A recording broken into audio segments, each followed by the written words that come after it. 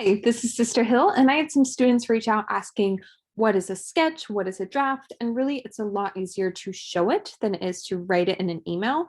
So I decided to put together this quick video for you. First off, what is a sketch?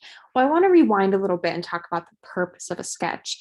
And really, that's to just get creative, get your ideas down on paper, and start exploring your ideas.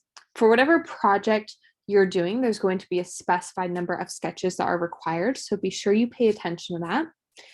Usually sketches are done by students just on paper with markers, pencils, pens, really whatever you're the most comfortable with. I do have some students who choose to use an iPad Pro and an Apple Pencil. I do allow that, but other than that, I don't want these done in Illustrator. I don't want them done on any computer program. I really want you hand sketching and exploring these ideas that way. I do want to mention, you won't lose points if your sketches aren't pretty. That's not the point of sketching. You're not trying to get something presentable. You're really just trying to explore your options. As you can see here off to the right, these are sketches for the icon set project. And when you're finished with your sketches, when you want to put them in your project report, you can simply just take a photo of them and insert that photo into your draft report. With that photo, you can take it on your phone, you can even take it on your webcam, whatever is the most easy for you. So it's up to you. Next up, what is a draft? So hopefully visually you can see the difference right off the bat.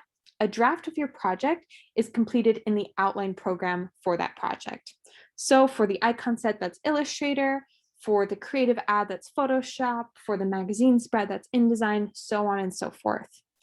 And with this, one of the most important things is that your draft meets all of the project minimum expectations, which can be found on the assignment page.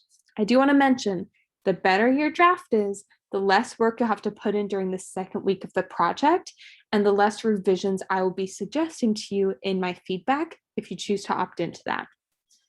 So I wanted to show you some student examples just so you can visually see the progression from a sketch to a final draft. So here we have ones that we've already seen. We have the allergens icon set. We have our sketches on the left, all the different variants. We have the draft in the middle that they turned in during the first week of the project. And then we have the final draft, which of course was turned in at the end of the second week of our project. And here we have a workout icon set. Same idea, we have our sketches done on paper with a pencil, our draft, and then they built upon and refined that draft into their final draft for week 2 of the project. So again, hopefully seeing the progression helps you see what is expected for you. So the first week, you might turn in something more like what's in the middle here, but by the second week, you should have something a lot more refined, and that will be your final draft. So to really make this as clear as I can, when you're submitting a project, you are going to submit your draft report or your project report, depending on if you're in week 1 or week 2 of the project, and you're turning that in as a PDF. So you're turning in your project report and you're turning in your draft, whether that's your week 1 draft or your final draft, also as a PDF. So you'll be submitting 2 PDFs to these assignments. If you still have any questions, please let me know. I'm happy to help however I can.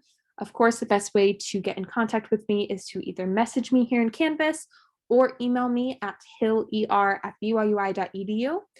And if you have any other requests for videos you would like to see, definitely send those my way and I would be happy to fit those in if I can.